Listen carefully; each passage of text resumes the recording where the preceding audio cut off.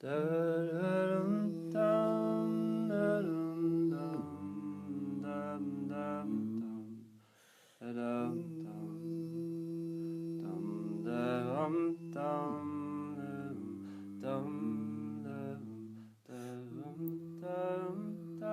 are you? Dr. Fox asked on the first day of the Long Vanderburg Academy. What are your identities? Dr. Gilpin asked. Are you a leader? Professor Kimmy asked.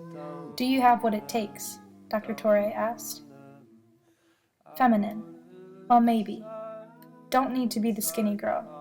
Maybe have enough personality to compensate, but you lost weight.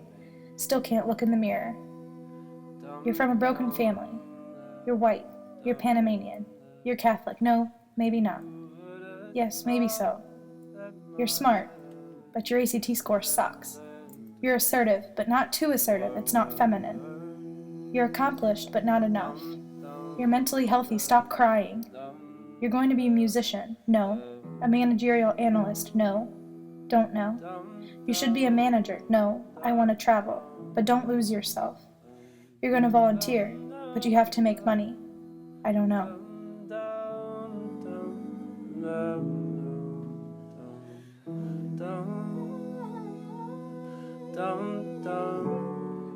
I want to serve. I want to be humble. I want to be kind. I want to be disciplined. I want to feel God. I want to make my family proud. I want to be ethical. I want to lift others up. No, that's too many. Don't lose focus. Don't get confused.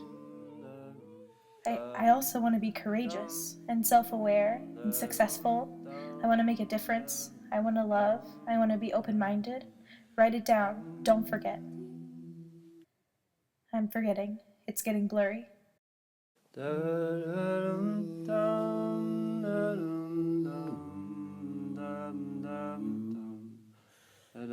I need to work hard. I need to have straight A's. I must help my organizations. I must keep learning. I must keep persevering. If they ask, I must do it. And if they need it, I will be there. Haley, you're sick. Haley, you have stress-induced TMJ. Haley, you can't eat. Haley, you lost a lot of weight. Haley, you're missing out. When was the last time you called your mom? I must put on a face. I must do it for the morale of the chapter. I promise to upload that music. I can take on another job. 12 hours of community service a month. I can take on the extra workload. I need it to be done right. I can miss a few hours of sleep.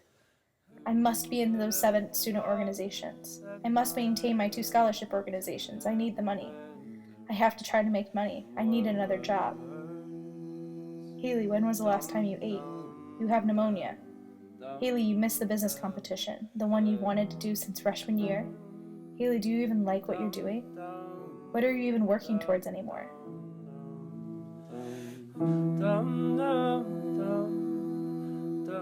In Dr. Fox's class, we learned to keep it real. And keeping it real was freeing. I no longer had to maintain this false image. I could let down the shield made of callousness and arrogance and pride. It was freeing to keep it real. When I no longer had anything to hide, I could feel like people gravitating towards me. My superpower had become openness and kindness. Also, keeping it real helped me align with my identities. I could dig into the things that I loved and allow myself to enjoy things. So if I wanted to cry when I heard that song, I could. Or if I wanted to hug that friend, I could. I didn't have to feel guilty for leaning into my natural inclinations. To be a servant. Rumi says, "Why should we grieve that we've been sleeping? It doesn't matter how long we've been unconscious. We're groggy, but let the guilt go. Feel the motions of tenderness around you, the buoyancy."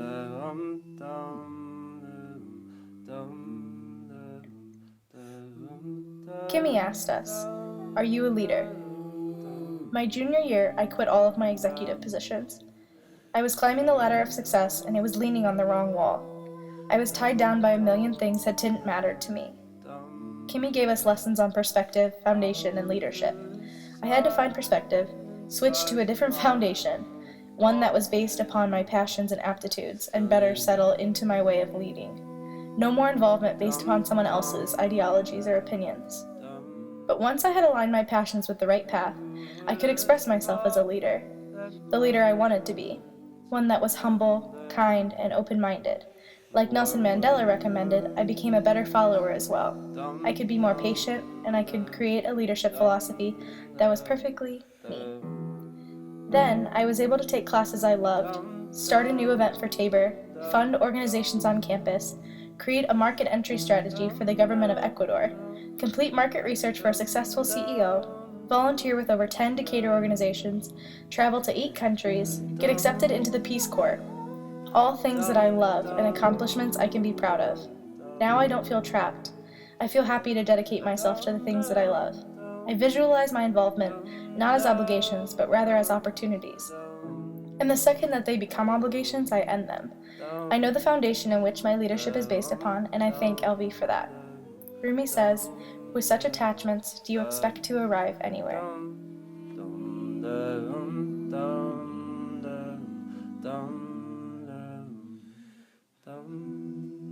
Senior year, Dr. Torrey taught us about an abundance mindset and the potential of human exchange. It reminds me of driving out west and seeing all the beautiful places and almost feeling guilty for not stopping at every lookout.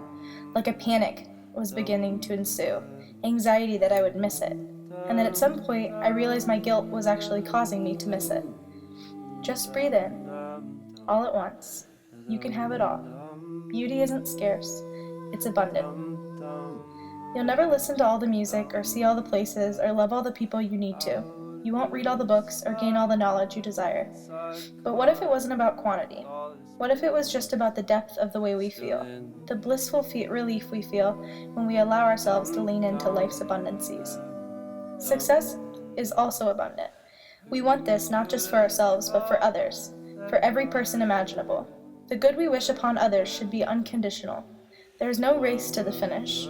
We can create happiness with a kind word, and we should. Secondly, Dr. Torrey taught us to reach our potential in our relationships and human exchange. Dr. Torrey taught us how relationships stir our lives, and how we can use humility and patience to gain more out of our current relationships. But my favorite story from class was this. 5-year-old Tracy asked her dad if she could play at the house of a friend who lived next door.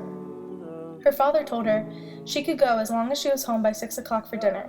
When 6 o'clock rolled around, Tracy was nowhere to be seen, so her father waited. After about 25 minutes, Tracy opened the front door. Her father, working to control his impatience, asked her where she'd been. "I'm sorry, Dad," she responded, "but my friend's doll broke right when I was supposed to leave for home." "Oh, I see," her dad said, "and I suppose you were helping her fix it?" "No," replied Tracy, "I was helping her cry."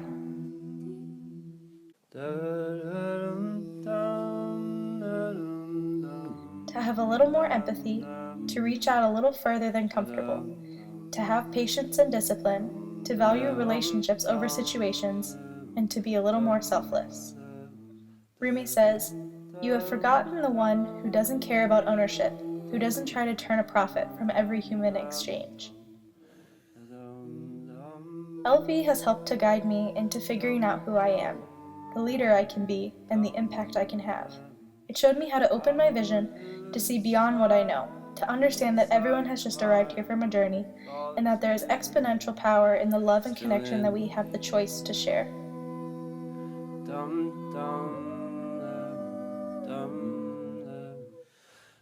Love has taken away my practices and filled me with poetry. I tried to keep quietly repeating, "No strength but yours," but I couldn't. I had to clap and sing. I used to be respectable and chaste and stable, but who can stand in this strong wind and remember those things?